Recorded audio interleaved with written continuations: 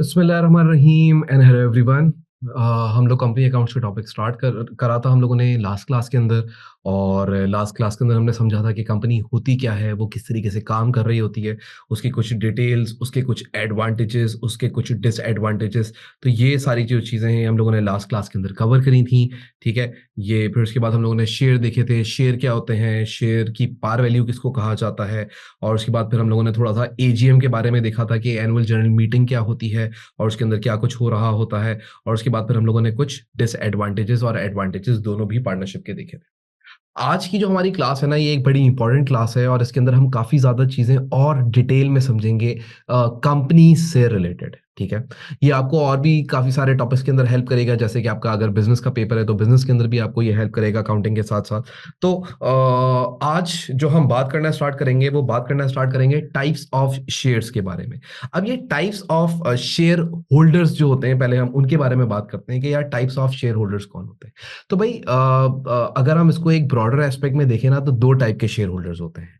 एक share holders होते हैं जिनको हम कहते हैं ऑर्डिनरी शेयर होल्डर्स और दूसरे शेयर होल्डर्स होते हैं जिनको हम कहते हैं प्रेफरेंस शेयर होल्डर्स। अच्छा, याद रखिएगा कि एएस लेवल और ए2 लेवल के अंदर एक स्लाइट फ़र्क है प्रेफरेंस शेयर होल्डर्स को लेके। तो ये दोनों चीज़ें मैं आपको क्लियर करूँगा कि एएस लेवल के अंदर प्रेफरेंस शेयर होल्डर को कैसे समझा जाता है और ए2 लेवल के अंदर प्रेफरेंस शेयर होल्डर्स को किस तरीके से समझा जाता है। अभी हम लोग पहले बात करना स्टार्ट करेंगे कि यार जो हमारे ऑर्डिनरी शेयर होल्डर्स होते हैं वो कौन से होते हैं। तो याद रखिएगा, ऑर्डिनरी शेयर होल्डर्स वो शेयर होल्डर्स होते हैं जिनके पास ऑर्डिनरी शेयर्स होते हैं। और ऑर्डिनरी शेयर होल्डर्स वो वाहिद शेयर होल्डर्स होते हैं जो असल ओनर होते हैं कंपनी के। तो सबसे पहली बात तो ये है कि वो आपसे कभी एग्जामिनर सवाल पूछ लेता है कि भाई बताएं कि ये ऑर्डिनरी शेयर होल्डर्स कौन होते हैं। तो याद रखिएगा, ordinary share holders are the real owners of the company. Why they are called real owners of the company? भाई देखो, कोई भी एक असल ओनर होगा तो वो क्या करेगा, वो सिंपल सा काम करेगा।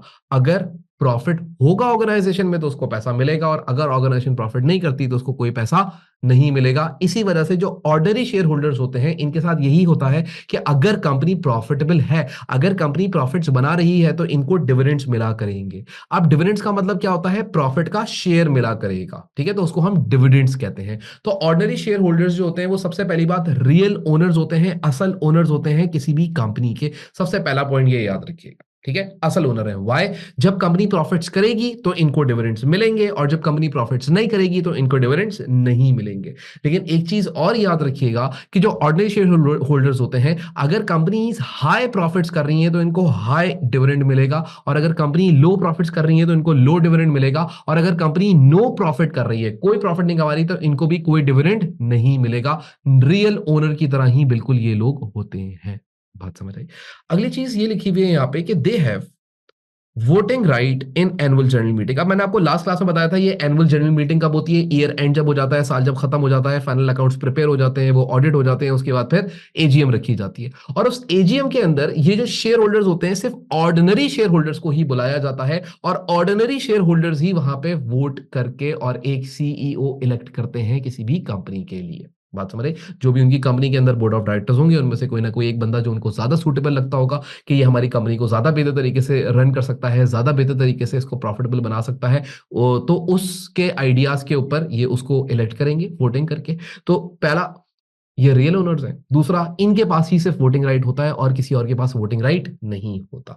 इसी तरीके से अगली बात लिखी हुई है, no fix dividends always depend on directors policy. इनका कोई फिक्स डिविडेंड नहीं होता कि हर साल 10,000 मिलेंगे, $5,000 मिल जाएंगे, $15,000 मिल जाएंगे, $1,00,000 मिल जाएंगे। नहीं, ये हमेशा डायरेक्टर की पॉलिसी के ऊपर चलते हैं। डायरेक्टर, क्योंकि इन्होंने इलेक्ट करा है, तो डायरेक्टर की जो भी पॉलिसी होगी वो उसकी पॉलिसी को ये मानेंगे, और जो भी डायरेक्टर चाहेगा वो इनको डिविडेंड देगा। जब ज्यादा प्रॉफिट्स हो रहे होंगे तो हो सकता है इनको ज्यादा डिविडेंड्स दे दे, और अगर कम प्रॉफिट्स हो रहे होंगे तो हो सकता है इनको कम डिविडेंड्स दे दे।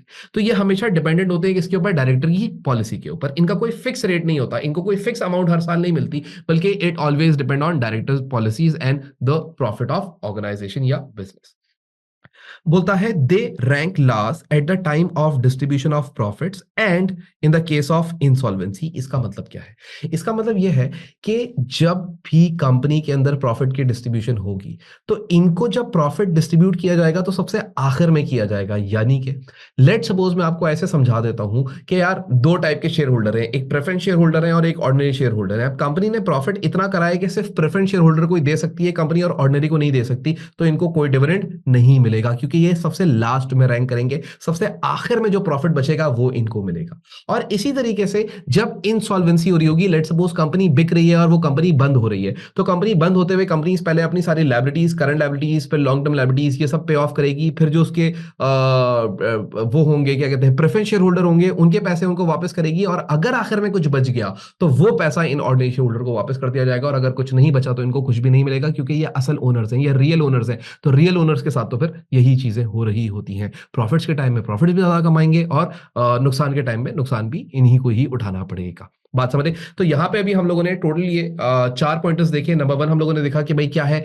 ये रियल ओनर्स होते हैं। नंबर टू, इनके पास वोटिंग राइट होता है। नंबर थ्री, इनका कोई फिक्स डिविडेंड नहीं होता, ये डिपेंड करते हैं डायरेक्टर की पॉलिसी के ऊपर। एंड नंबर फोर, ये सबसे लास्ट में रैंक करते हैं eight the time of distribution of profit, जब प्रॉफिट्स बढ़ रहे होते हैं उस टाइम पे भी, और इन द केस ऑफ इंसॉल्वेंसी, और जब इंसॉल्वेंसी हो रही होती है उस टाइम के ऊपर भी ये लास्ट में रैंक करते हैं। वेयर एज अगर आप प्रेफरेंस शेयर होल्डर्स के बारे में बात करते हैं तो प्रेफरेंस शेयर होल्डर्स कौन होते हैं? They are not the real owner of the company. पहली बात तो ये याद रखिएगा, ये असल ओनर्स नहीं होते। क्यों? देखिए, जो प्रेफरेंस शेयर होल्डर्स होते हैं ना, ये एक ऐसे शेयर होल्डर्स होते हैं जिनको एक फिक्स्ड डिविडेंड मिलता है। फिक्स्ड डिविडेंड का मतलब क्या है? लेट सपोज आपने एक इन्वेस्टमेंट करी किसी कंपनी के अंदर, लेट सपोज कंपनी ए में, और कंपनी ए के अंदर आप हैं एक प्रेफरेंस शेयर होल्डर। आप कौन है? प्रेफरेंस शेयर होल्डर है। अब आप लोगों ने इन्वेस्ट करा 100,000। कितना इन्वेस्ट करा? 100,000। तो भाई कंपनी की पॉलिसी होगी कि जो भी प्रेफरेंस शेयर होल्डर है ना, उनको हर साल एक फिक्स रेट ऑफ डिविडेंड दिया जाएगा। फिक्स रेट का मतलब क्या है? उनको हर साल कितना दिया जाएगा? 10% उनकी इन्वेस्टमेंट पे डिविडेंड दिया जाएगा। यानी कि अगर आपने लाख रुपए इन्वेस्ट करे थे कारोबार में, तो उसका 10% कितना बनता है? एनुअली आप 10,000 रुपए कमा लेंगे, यानी $10,000 आप कमा जाएंगे। याद रखिएगा, ये जो पैसा है ये हमेशा सिर्फ तभी पे किया जाता है नॉर्मल सिनेरियो के अंदर जब कंपनी प्रॉफिट कर रही होती है। अगर कंपनी प्रॉफिट नहीं कर रही, कंपनी के पास पैसे नहीं है, तो प्रेफरेंस शेयर होल्डर को भी कोई पैसा नहीं मिलेगा। लेकिन याद रखिएगा कि प्रेफरेंस शेयर होल्डर को जब भी पैसा दिया जाता है तो एक फिक्स रेट के मुताबिक दिया जाता है। उनका एक रेट फिक्स होता है पहले से कि भाई इनको इतना रेट दिया जाएगा, 10%, 8%, 15%, 2%, 3%, कोई भी एक पहले से एक रेट फिक्स होगा। आप जब कंपनी के शेयर खरीद लोगे तो उस शेयर्स की बेसिस के ऊपर आपको वो एक फिक्स परसेंटेज का डिविडेंड मिला करेगा। इसी वजह से आप रियल ओनर्स नहीं कहलाओगे। क्यों? रियल ओनर्स कौन होते हैं कि जब ज्यादा प्रॉफिट्स हो तो ज्यादा मिले और कम प्रॉफिट्स हो तो कम डिविडेंड्स मिले। लेकिन प्रेफरेंस शेयर होल्डर, अगर कंपनी ज्यादा भी प्रॉफिट करती है तब भी इनको 10,000 मिलना है, कंपनी कम भी प्रॉफिट करती है तब भी इनको 10,000 ही मिलना है। इसी वजह से इनको हम प्रेफरेंस शेयर होल्डर्स कहते हैं। और preference share holders are not the real owner of the company, ये असल ओनर नहीं होते। ठीक है? और उसका एक और वजह यह भी है कि आप अगर नीचे आके अगला पॉइंटर पढ़ें तो they have no voting right. इसके पास कोई भी वोटिंग राइट नहीं होता, इनको वोटिंग में नहीं बुलाया जाता, इनको एजीएम में नहीं बुलाया जाता, इनके पास कोई वोटिंग राइट नहीं है। अगर एजीएम में आ भी जाए तो ये वोट नहीं कर सकते हैं। सही है? उसके बाद अगली चीज लिखी हुई है they have fix rate of dividends. ये एक बात मैं आपको ऊपर भी बता चुका हूं कि इनका जो डिविडेंड का होता है वो एक फिक्स रेट होता है, पहले से एक रेट जो है वो तय कर लिया जाता है और उस रेट की बेसिस के ऊपर ही इनको हमेशा डिविडेंड दिया जाता है। तो इन्होंने अगर लाख रुपए इन्वेस्ट करे तो लाख रुपए पे इनको 10% का डिविडेंड दिया जाएगा। तो ये एक फिक्स रेट ऑफ डिविडेंड इनको पे किया जा रहा है। बात समझ आई? अच्छा, उसके बाद फिर अगली चीज होती है they have preference over ordinary shareholders at the time of distribution of profits and as well, इसको जरा सही कर लेंगे, as was as नहीं, as well as in the case of insolvency। यानी कि इसका मतलब ये हुआ कि जो आपकी ऑर्गेनाइजेशन के अंदर जो प्रेफरेंस शेयर होल्डर्स होते हैं वो प्रेफरेंस शेयर होल्डर्स को प्रेफरेंस दी जाती है over the ordinary share holders. जब भी डिविडेंड्स डिस्ट्रीब्यूट होगा तो पहले प्रेफरेंस को मिलेगा, बाद में ऑर्डिनरी को मिलेगा। अगर आपकी कंपनी इंसॉल्वेंसी की तरफ जा रही है, आपकी कंपनी बंद हो रही है, तो उस टाइम के ऊपर भी पहले जो अगर कुछ पैसा बचा होगा तो प्रेफरेंस शेयर होल्डर को दिया जाएगा और उसके बाद बाकी का पैसा अगर कुछ बचेगा तो वो ऑर्डिनरी शेयर होल्डर्स को दिया जाएगा। बात समझ आती है? तो ये डिफरेंस है प्रेफरेंस शेयर होल्डर्स के अंदर और आपके क्या कहते हैं ऑर्डिनरी शेयर होल्डर्स के अंदर। अच्छा, दोनों को पार्ट ऑफ इक्विटी माना जाता है एएस लेवल के अंदर। एएस लेवल में कहा यह जाता है कि ऑर्डिनरी शेयर होल्डर्स भी पार्ट ऑफ इक्विटी हैं, इक्विटी का ही पार्ट है, कंपनी का ओनरशिप ही है एक तरीके से। और जो प्रेफरेंस शेयर होल्डर का भी पैसा है वो भी कंपनी की इक्विटी ही मानी जाती है कि यार ये भी कंपनी के अंदर इन्वेस्टमेंट ही हुई हुई है एएस लेवल के अंदर। ठीक है, तो दोनों को एक ना एक तरीके से ओनर तो माना जाता है, लेकिन फिर भी ये कहा जाता है कि ऑर्डिनरी शेयर होल्डर्स जो है वो रियल ओनर्स हैं, वेयर जो प्रेफरेंस शेयर होल्डर्स हैं वो real owners of the company नहीं है। तो ये अभी हम लोगों ने देखे कि टाइप ऑफ शेयर होल्डर्स क्या होते हैं, लेकिन अब हम प्रेफरेंस शेयर होल्डर्स जो होते हैं ना, ये जो प्रेफरेंस शेयर होल्डर हैं, इनकी मजीद टाइप्स देखते हैं वो क्या होती हैं, और यहां जाके मैं आपको बताऊंगा कि यार ये एएस लेवल और ए2 लेवल के अंदर क्या फर्क होता है। अब इसको जरा समझिएगा। सबसे पहले यहां पे लिखा हुआ है कि जो प्रेफरेंस शेयर होल्डर्स होते हैं ना, वो रिडीमेबल भी होते हैं, और कुछ प्रेफरेंस शेयर होल्डर्स होते हैं जिनको नॉन रिडीमेबल कहा जाता है। सर इसका मतलब क्या है, पहले तो ये बता दें। देखें जी, मैं आपको पहले समझाता हूं कि रिडीमेबल प्रेफरेंस शेयर्स कौन से होते हैं। रिडीमेबल प्रेफरेंस शेयर का मतलब यह है कि मैं किसी कंपनी में गया और मैंने उस कंपनी के शेयर्स बाय कर लिए। ठीक है, अब मैंने उस कंपनी के शेयर्स बाय करे हैं, लेट सपोज कितने के, 1 लाख रुपए के। मैं आपको यहां पे समझाता हूं मैंने कितने इन्वेस्टमेंट करे उस कंपनी के अंदर, $1 लाख की मैंने इन्वेस्टमेंट कर दी। और इसके ऊपर जो मुझे डिविडेंड मिलेगा, वो कितना डिविडेंड मिलेगा, वो मुझे डिविडेंड मिलेगा लेट सपोज 10% का। तो मेरा जो डिविडेंड बनेगा एनुअली वो बनेगा $10,000 का। अब होगा क्या कि अगर ये मैंने शेयर्स जो खरीदे हैं, ये जो मैंने प्रेफरेंस शेयर खरीदे हैं, अगर ये रिडीमेबल प्रेफरेंस शेयर है, अगर ये रिडीमेबल प्रेफरेंस शेयर्स है, तो याद रखिएगा, इस बात को थोड़ा समझिएगा कि एक टाइम के बाद ये शेयर्स कंपनी मुझसे बाय बैक कर लेगी। बाय बैक करने का मतलब क्या है, ये शेयर्स कंपनी मुझसे वापस खरीद लेगी। अब लेट सपोज आज मैंने ₹1 लाख इन्वेस्ट करे और फिर मैंने ये रिडीमेबल प्रेफरेंस शेयर थे, तो मैंने कंपनी से बात हुई और कंपनी ने बोला भाई हम आपको 5 साल बाद इसको बाय बैक कर लेंगे, यानी after 5 years shares will be buy back. Shares को क्या कर लिया जाएगा, बायबैक। सर ये बायबैक कौन करेगा, कंपनी बायबैक करेगी। कंपनी आएगी, मुझे बोलेगी वलीद भाई ये रहे आपके पैसे, ये आप वापस रखें और अब आप शेयर हमें वापस दे दें जो आपने हमसे शेयर्स लिए हुए थे। इस टाइप के शेयर्स को कहा जाता है रिडीमेबल प्रेफरेंस शेयर्स। ये रिडीम हो जाते हैं, फ्यूचर में ये कंपनी मुझसे वापस लेगी शेयर्स। बात समझ आई, तो इसको कहा जाता है रिडीमेबल प्रेफरेंस शेयर्स। तो नॉन रिडीमेबल क्या हो गया, आपको खुद ही समझ आ जाएगा कि अगर मैं किसी कंपनी से नॉन रिडीमेबल प्रेफरेंस शेयर्स लेता हूं, तो फिर 5 साल, 10 साल, 20 साल, 30 साल बाद भी वो कंपनी मुझसे शेयर्स बायबैक नहीं कर सकती, क्योंकि वो नॉन रिडीमेबल प्रेफरेंस शेयर्स थे। वो मैं कंपनी को कभी भी, कंपनी मुझे फोर्स नहीं कर सकती कि उन शेयर्स को वापस मुझे दे दो। तो याद रखिएगा, रिडीमेबल प्रेफरेंस शेयर्स का मतलब क्या है, ये वो शेयर्स हैं जो एक टाइम पीरियड के बाद, जो कि पहले से ही डिसाइडेड होगा, जब आप शेयर खरीद रहे होंगे उस टाइम पे डिसाइड हो जाएगा, उस टाइम पीरियड के बाद आपसे ये शेयर कंपनी वापस खरीद लेगी, आपको आपका पैसा दे के। लेकिन नॉन रिडीमेबल प्रेफरेंस शेयर के अंदर क्या होगा कि आपने जो शेयर कंपनी से खरीद लिए हैं, अब वो आपके अपने ही शेयर्स हैं और उन पैसे को या उस शेयर्स को आप कभी भी कंपनी को वापस नहीं देंगे। So this is the major difference between preference shares redeemable and preference shares non redeemable. Clear होती है ये वाली बात। अच्छा, अब याद रखिएगा कि आपके जो A2 लेवल है उसके अंदर जितने भी प्रेफरेंस शेयर्स होते हैं, आपका जो A2 लेवल है उसके अंदर जितने भी प्रेफरेंस शेयर्स होते हैं, वो तमाम के तमाम शेयर्स को रिडीमेबल अज्यूम करके सवाल बनाया जाता है। और आपके एएस लेवल के अंदर जितने भी आपके प्रेफरेंस शेयर्स होते हैं, उन तमाम के तमाम प्रेफरेंस शेयर्स को नॉन रिडीमेबल करके सोचा जाता है। तो एएस लेवल के अंदर ये नॉन रिडीमेबल प्रेफरेंस शेयर्स होते हैं, यानी कि पार्ट ऑफ इक्विटी होते हैं। अब इन दोनों में फर्क क्या है, इन दोनों में एक फर्क है।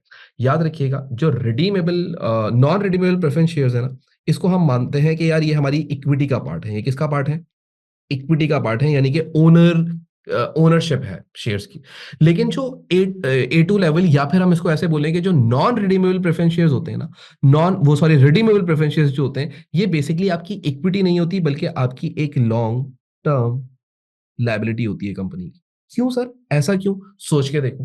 भाई मैं कंपनी हूं, अब ऐसा सोचो आप कंपनी हो और आपने किसी को शेयर बेचे, ठीक है, और उसने आपको पैसा दिया और आपने उसको शेयर दे दिए। तो अब फ्यूचर में 5 साल बाद या 6 साल बाद तुमने वो शेयर क्या करना है, बाय बैक करने। तो जो पैसा है वो तुम्हें वापस करना पड़ेगा। वो जो पैसा तुमने उनसे लिया हुआ है, वो पैसा उनको तुम्हें क्या करना पड़ेगा, वापस करना पड़ेगा, और शेयर उनसे लेने पड़ेंगे। तो ये एक लोन की तरह नहीं हो गया कि अगर मैं बैंक जाऊं, एक कंपनी बैंक जाए और बैंक से जाके पैसे ले ले, ठीक है, और फिर 5 साल बाद या 6 साल बाद उनको वापस उनका पैसा वापस करें।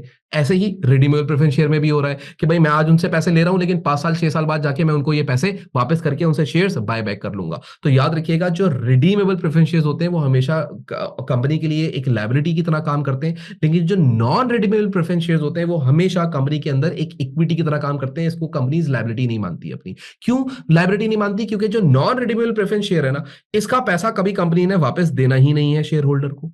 हाँ, इसका पैसा कभी कंपनी ने वापस देना ही नहीं है शेयर होल्डर को, तो वो पार्ट ऑफ इक्विटी मान लेते हैं। तो एएस लेवल के अंदर जब भी प्रेफरेंस शेयर्स दिए जाते हैं तो वो पार्ट ऑफ इक्विटी माने जाते हैं, लेकिन ए2 के अंदर जब भी प्रेफरेंस शेयर दिए जाते हैं तो वो लॉन्ग टर्म लायबिलिटी माने जाते हैं। क्यों? क्योंकि बाय डिफॉल्ट एएस लेवल के अंदर जितने भी प्रेफरेंस शेयर्स हैं वो सारे नॉन रिडीमेबल होते हैं, और ए2 लेवल के अंदर जितने भी प्रेफरेंस शेयर्स हैं वो सारे के सारे रिडीमेबल होते हैं। अब तुम सोच के देखो ना, अगर रिडीमेबल शेयर है और तुमने हर साल उस पर क्या देना है, 10% का डिविडेंड देना है। लेट सपोज इसको हम बोलते हैं ये हमारा है रिडीमेबल प्रेफरेंस शेयर्स।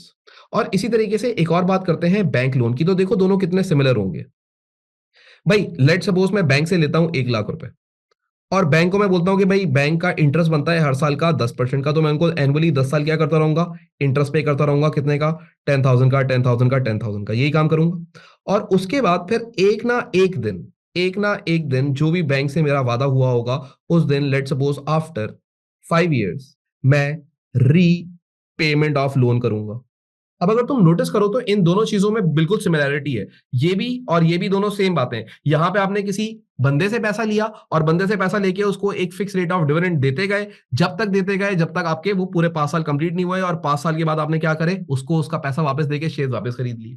यहां पे अगर आप नोटिस करें, आप बैंक से लोन लेते लाख रुपए का, उसके ऊपर भी 10% का इंटरेस्ट देते रहते हैं 5 सालों तक, और 5 साल बाद जाके आपको क्या करना पड़ता, बैंक को उसका पैसा वापस देना पड़ता। तो दोनों सिमिलर हैं एक तरीके से। तो जो रिडीमेबल प्रेफरेंस शेयर होते हैं वो भी एक तरीके से आप समझ लें बैंक लोन ही है। तो अगर तुम बैंक लोन को मानो तो बैंक लोन भी क्या होती है, आपकी एक लॉन्ग टर्म लायबिलिटी है। रिडीमेबल प्रेफरेंस शेयर्स भी क्या है, एक आपकी लॉन्ग टर्म लायबिलिटी है। लेकिन अगर हम बात करें नॉन रिडीमेबल प्रेफरेंस शेयर्स की, नॉन रिडीमेबल प्रेफरेंस शेयर्स की, मैं ऐसी शॉर्टकट बना के लिख रहा हूं उसको। अब आज मैं पैसे उठाता हूं मार्केट से, शेयर होल्डर आते हैं और लाख रुपए इन्वेस्ट करते हैं, और मैं उनको वादा करता हूं कि मैं आपको 10% का डिविडेंड देता रहूंगा। तो भाई ये बात तो यहां तक तो सिमिलैरिटी है, ठीक है, ऊपर वाली दोनों एग्जांपल में और ये वाली बात में सिमिलैरिटी है। लेकिन आपको पता है नॉन रिडीमेबल प्रेफरेंस शेयर्स को मैंने कभी भी वापस बाय बैक नहीं करना, कभी भी उनका पैसा उनको वापस नहीं देना, तो ये एक लायबिलिटी नहीं होगी। तो इसी वजह से नॉन रिडीमेबल प्रेफरेंस शेयर्स को हम क्या मान लेते हैं, हम इसको पार्ट ऑफ इक्विटी मान लेते हैं कि यार ये इक्विटी का पैसा है, हमारा जाती पैसा है, ये पैसा अब हमने किसी को वापस नहीं करना है। जो लाख रुपए हमें शेयर होल्डर्स ने दिया है, हमने इसके ऊपर बस उनको डिविडेंड देना है, लेकिन ये पैसा कंपनी की इक्विटी का पार्ट है। बात समझ रहे हैं? तो ये आपको थोड़ा सा डिफरेंस पता होना चाहिए कि redeemable preference shares long term liability की तरह काम करेंगे, और नॉन रिडीमेबल प्रेफरेंस शेयर्स हमेशा इक्विटी की तरह काम करेंगे। एएस लेवल के अंदर जब भी लिखेगा प्रेफरेंस शेयर्स, वो यहां पे मेंशन नहीं करता आपके लेवल के ऊपर कि रिडीमेबल है या नॉन रिडीमेबल है, बल्कि ये बाय डिफॉल्ट समझना पड़ेगा। जब एएस लेवल का सवाल आता है और एएस लेवल के अंदर अगर प्रेफरेंस शेयर्स लिखा हुआ है, तो इसका मतलब ये हो गया कि भाई आपका जो प्रेफरेंस शेयर्स हैं, जो आपके प्रेफरेंस शेयर्स हैं, अब जरा सुनिएगा इस बात को, जो आपके प्रेफरेंस शेयर्स हैं वो हमेशा नॉन रिडीमेबल होंगे, और ए2 लेवल के अंदर जो आपके प्रेफरेंस शेयर्स होंगे वो हमेशा क्या होंगे, रिडीमेबल। तो अब इसको आप एएस बोल लें और ओ लेवल्स बोल लें, तो दोनों के अंदर ओ लेवल एंड एएस दोनों के अंदर जो आपके प्रेफरेंस शेयर्स होंगे वो पार्ट ऑफ इक्विटी होते हैं, वो नॉन रिडीमेबल प्रेफरेंस शेयर्स होते हैं, उनको कभी भी आपने वापस नहीं करना होता। ठीक है, तो ओ लेवल्स की बात कर लें, एएस की बात कर लें, तो ओ लेवल्स और एएस के अंदर दोनों लेवल के अंदर इसको non redeemable preference share treat किया जाएगा, और ए2 लेवल के अंदर जाके आप इनको असल तरीके से ट्रीट करेंगे, और वो है आपका रिडीमेबल प्रेफरेंस शेयर। ठीक है, तो आई होप कि आपको इतनी बात क्लियर हो गई होगी कि यार रिडीमेबल प्रेफरेंस शेयर्स कौन से होते हैं और नॉन रिडीमेबल प्रेफरेंस शेयर्स कौन से होते हैं। बात समझ आई? अच्छा, अब अगर हम इसको थोड़ा सा और आगे लेके चलें, थोड़ी सी बात को और थोड़ा सा डिटेल में लेके चलें, तो अगली चीज यहां पे लिखी हुई है क्यूमुलेटिव एंड नॉन क्यूमुलेटिव। अब ये प्रेफरेंस शेयर्स में ये भी टाइप्स ही होती हैं। कुछ टाइप ऐसी होती हैं प्रेफरेंस शेयर की जो क्यूमुलेटिव होती हैं, और कुछ ऐसी होती हैं जो नॉन क्यूमुलेटिव होती हैं। अब ये क्यूमुलेटिव और नॉन क्यूमुलेटिव को समझाने के लिए मैं क्या करता हूं, मैं आपको एक छोटी सी एग्जांपल देके समझाता हूं। फर्ज करें कि यार आपकी एक ऑर्गेनाइजेशन है, उसके अंदर आप लोगों ने क्यूमुलेटिव प्रेफरेंस शेयर्स इशू करे, और वो आपने इशू करे $1 लाख के, और आपने उनसे ये वादा करा है कि इसके ऊपर आप कितना परसेंट उनको डिविडेंड दिया करेंगे, 10% का डिविडेंड दिया करेंगे। लेट सपोज वो कितना एनुअल बेसिस के ऊपर आप उनको डिविडेंड देंगे, 10,000 का देंगे। नाउ लेट सपोज कि यार हमारे पास यहाँ पे कुछ प्रॉफिट्स हैं। पहले हम लिखते हैं ईयर 1, अच्छा इसको थोड़ा सा आगे करके लिखते हैं ईयर 1। अब ईयर 1 के अंदर आपकी जो ऑर्गेनाइजेशन है उसको प्रॉफिट्स हुए, उसने प्रॉफिट्स कमाए, लेट्स सपोज 12,000 के। कितने के प्रॉफिट्स कमा लिए? 12,000 के प्रॉफिट्स कमा लिए। अब यहां पे आप देंगे प्रेफरेंस शेयर डिविडेंड्स। अब आप मुझे ये बताओ कि आपने एनुअली उनको कितना डिविडेंड पे करना है? 10,000 का पे करना है सर। तो भाई इस साल तुम उनको कितना पे कर दोगे? सर 10,000 का पे कर देंगे। तो बेटा अब रिमेनिंग कितना बचेगा? 2,000। तो इस 2,000 को क्या करोगे? इस 2,000 को आप बाकी ऑर्डिनरी शेयर वगैरह किसी के अंदर डिविडेंड को दे सकते हैं। ठीक है सर, बात समझ आ गई। फिर आया आपका ईयर 2, अगला साल। ईयर 2 के अंदर आपकी ऑर्गेनाइजेशन ने प्रॉफिट करा कितने का? लेट सपोज 8,000 का। कितने का प्रॉफिट करा? खाली 8,000 का। लेकिन हमें तो ये बात पता है कि हमने जो प्रेफरेंस शेयर होल्डर्स को डिविडेंड देना है वो तो 10,000 का देना है। लेकिन क्या तुम इस साल उनको 10,000 रुपए का डिविडेंड दे सकते हो? सर नहीं दे सकते। उनको हम 10,000 रुपए, 8,000 रुपए में से 10,000 रुपए कैसे दें? है ही नहीं हमारे पास। तो अब तुम लोगों ने क्या करना है? तुम लोगों ने इस साल प्रेफरेंस शेयर होल्डर को सिर्फ और सिर्फ कितने पैसे देने हैं? 8,000। कितने पैसे देने हैं? 8,000। और रिमेनिंग क्या बचा तुम्हारे पास? नील। लेकिन सर प्रॉब्लम यह है कि आपने तो इनसे वादा किया है कि आप इनको 10,000 रुपए देंगे। आज इस साल आपने सिर्फ 8,000 रुपए कमाए तो आप खाली इनको 8,000 रुपए देंगे? नहीं बेटा, देने तो 10,000 ही थे, लेकिन है ही नहीं देने के लिए। तो क्या करें? तो 8,000 रुपए अभी दे दें और बाकी के जो 2,000 रुपए रिमेनिंग है उसको आप अपनी एक करंट लायबिलिटी बना लें। उसको आप क्या कर लें? अपनी लायबिलिटी बना लें। कितने की? 2,000 की। आप अपनी बैलेंस शीट के अंदर एक करंट लायबिलिटी मेंशन करते हैं। क्या करते हैं? करंट लायबिलिटी मेंशन करते हैं। अच्छा सर, फिर क्या होगा? बेटा अब लेट सपोज आएगा ईयर 3। ईयर 3 के अंदर आपकी ऑर्गेनाइजेशन ने प्रॉफिट किया। लेट सपोज हम ऐसी एग्जांपल देते हैं 12,000 रुपए का। एग्जांपल के तौर पे समझा रहा हूं खाली। कितने का प्रॉफिट किया? 12,000 रुपए का। अब तुमने जब प्रेफरेंस शेयर होल्डर को डिविडेंड देना होगा तो तुम कितना दोगे? सर हमने उनसे वादा किया है कि हम उनको हर साल देंगे 10,000 रुपए का डिविडेंड। लेकिन लास्ट ईयर हम उनको 10,000 के बजाय सिर्फ कितना डिविडेंड दे चुके थे? 8,000 रुपए। तो 2,000 रुपए लास्ट ईयर हमारी एक करंट लायबिलिटी थी 2,000 रुपए की। इसको थोड़ा सा साफ करके लिख लेते हैं। लास्ट ईयर 2,000 रुपए की एक करंट लायबिलिटी थी आपकी, 2,000 रुपए की। तो आज वो भी आप यहां पे पे ऑफ करेंगे, यानी इसमें 2,000 रुपए मजीद ऐड करके उनको टोटल पैसा कितना पे करेंगे? पूरे 12,000 रुपए। हालांकि इस साल सिर्फ कितने करने चाहिए थे? 10,000 रुपए। बाकी के 2,000 रुपए क्यों पे कर रहे हो? क्योंकि लास्ट ईयर तुम उनको 10,000 नहीं बल्कि 8,000 रुपए दे के आए हो। तो 2,000 रुपए की जो तुम्हारी करंट लायबिलिटी क्रिएट हो गई थी, उस करंट लायबिलिटी को उतारने के लिए तुमने इनको इस बार 12,000 रुपए पे किए। अब तुम्हारे पास आखिर में कितना बचेगा? फिर से नील बच जाएगा। या अगर प्रॉफिट ज्यादा हुआ होता तो फिर अगर 13,000 का प्रॉफिट होता तो नीचे 1,000 और बच जाता। तो इसको कहा जाता है क्यूमुलेटिव प्रेफरेंस शेयर्स। क्यूमुलेटिव के अंदर क्या होता है कि अगर तुम उनका डिविडेंड किसी सालों में नहीं दे पाए तो अगले सालों में उसको तुम कंपनसेट करोगे। लेकिन अगर मैं आपको यहीं पे ही बताऊं कि यार जो आपके नॉन क्यूमुलेटिव प्रेफरेंस शेयर्स होते हैं, अब आप वैसे तो समझ चुके होंगे मेरी बात में क्या करने वाला हूं, बट फिर भी समझाने के लिए, नॉन क्यूमुलेटिव प्रेफरेंस शेयर्स कौन से होते हैं? लेट सपोज हम लोगों ने अभी शेयर इशू करे हैं $1,00,000 के, और उसके ऊपर हम लोगों ने वादा किया है कि हम इनको 10% का डिविडेंड देंगे, that will be equal to $10,000, right? वो $10,000 का होगा। नाउ लेट सपोज कि यार हमारा ईयर 1 आता है। हम यहां लिख लेते हैं year 1, year 2 and year 3। Now same example follow करेंगे। हमारा पहले साल का प्रॉफिट होता है 12,000 रुपए का, और उसमें से हम प्रेफरेंस शेयर्स का डिविडेंड देते हैं। लेट सपोज हमने वादा किया हुआ था 10,000 का, तो हम 10,000 देते हैं। तो पहले साल के आखिर में हमारे पास कितना बचा? 2,000 बचा। दूसरे साल के आखिर के अंदर हम लोगों ने दूसरे साल में हमने प्रॉफिट करा अगेन 8,000 का। अब इस बार हम इनको खाली कितना डिविडेंड दे सकते हैं? सर आप इनको खाली 8,000 ही दे सकते हैं, पूरे 10,000 दे नहीं सकते। अब बाकी के 2,000 का क्या करेंगे? जब आप non cumulative preference share holder होंगे और आपका डिविडेंड कंप्लीट नहीं हो पाया होगा, तो कोई भी बाकी रिमेनिंग अमाउंट जो कि 2,000 बच रहा है उसकी कोई भी करंट लायबिलिटी क्रिएट नहीं की जाएगी। मतलब सर, मतलब ये कि इससे अगले साल जब तुम्हारी ऑर्गेनाइजेशन प्रॉफिट करेगी 12,000 रुपए का, इससे अगले साल जब तुम्हारी ऑर्गेनाइजेशन प्रॉफिट करेगी 12,000 रुपए का, तो उस टाइम पे इनको डिविडेंड दिया जाएगा सिर्फ और सिर्फ 10,000 का। लास्ट ईयर का जो कम डिविडेंड तुमने पे किया था वो डिविडेंड यहां पे नहीं पे किया जाएगा। इसको कहा जाता है नॉन क्यूमुलेटिव। इसके अंदर क्यूमुलेशन नहीं होती, अक्यूमुलेशन नहीं नजर आ रही होती है। यानी कि लास्ट ईयर का अगर डिविडेंड नहीं दे पाए थे, बस बात खत्म हो गई। अब अगले साल पिछला वाला डिविडेंड को नहीं देना, इस साल का डिविडेंड अब तुम लोगों ने देना है। बात समझ रहे? So this is the major difference between cumulative preference shares and non cumulative preference shares. I hope कि आपको बहुत क्लैरिटी के साथ समझ आ गई होगी बात कि क्यूमुलेटिव प्रेफरेंस शेयर्स क्या होते हैं, कि अगर उनको लास्ट ईयर का डिविडेंड नहीं दिया गया था तो अगले साल के प्रॉफिट में उस लास्ट ईयर के डिविडेंड को भी कंपनसेट किया जाएगा। लेकिन non cumulative preference share holders क्या होते हैं कि अगर उनको लास्ट ईयर के प्रॉफिट का हिस्सा पूरा उनका नहीं मिला, जो उनको मिलना चाहिए था डिविडेंड, तो अगले साल वो कंपनसेट नहीं होता, वो बात खत्म कर दी जाती है। So this is the major difference between the cumulative preference shares and non cumulative preference shares. इससे ऊपर मैंने आपको बताया था who are redeemable preference shares and who are non redeemable preference shares. ये बात आपको बड़ी क्लियर होनी चाहिए। मुझे पता है कि हो सकता है ये आपके लिए बहुत सारी बातें थोड़ी नई हो, या आपको ये बातें आपने पहले ना सुनी हुई हो, बट ये एक एक चीज, एक एक इन डेप्थ चीजें आपको बिल्कुल 100% क्लियर होनी चाहिए। तो अब तक मैंने बात curry type of preference shares में से कि रिडीमेबल कौन से होते हैं और नॉन रिडीमेबल कौन से होते हैं। फिर मैंने उसके बाद आपको बताया कि यार क्यूमुलेटिव प्रेफरेंस शेयर होल्डर्स कौन से होते हैं और non cumulative preference share holders कौन से होते हैं। और इसी तरीके से अब हम बात करते हैं कि यार ये पार्टिसिपेटिंग और नॉन पार्टिसिपेटिंग प्रेफरेंस शेयर्स कौन होते हैं। तो ये ना, इसके लिए कोई बहुत ज्यादा डिटेल नहीं बतानी, नॉर्मल सी बात होती है। पार्टिसिपेटिंग और नॉन पार्टिसिपेटिंग प्रेफरेंस शेयर्स के अंदर एक छोटा सा फर्क है। देखो, सबसे पहले तुम्हारी ऑर्गेनाइजेशन ने प्रॉफिट किया। प्रॉफिट करने के बाद क्या होता है? प्रॉफिट करने के बाद, अब ऐसे सुनिएगा इसको, आपकी ऑर्गेनाइजेशन ने प्रॉफिट करा। प्रॉफिट करने के बाद क्या हुआ कि आपने प्रेफरेंस शेयर होल्डर को पैसा दे दिया, ठीक है? और अब बाकी जो पैसा बचा है वो किसका पैसा है? ऑर्डिनरी शेयर होल्डर का। कितने का? 2000 रुपए का। जो पार्टिसिपेटिंग प्रेफरेंस शेयर होल्डर्स होते हैं ना, वो जो ये रिमेनिंग 2000 है ना, डायरेक्टर इनमें से भी कुछ हिस्सा उनको देता है। तो यानी कि जो रिमेनिंग वैल्यू होती है उस रिमेनिंग प्रॉफिट के अंदर भी ये पार्टिसिपेट करते हैं, इनको उसमें से भी कुछ ना कुछ हिस्सा मिल जाता है।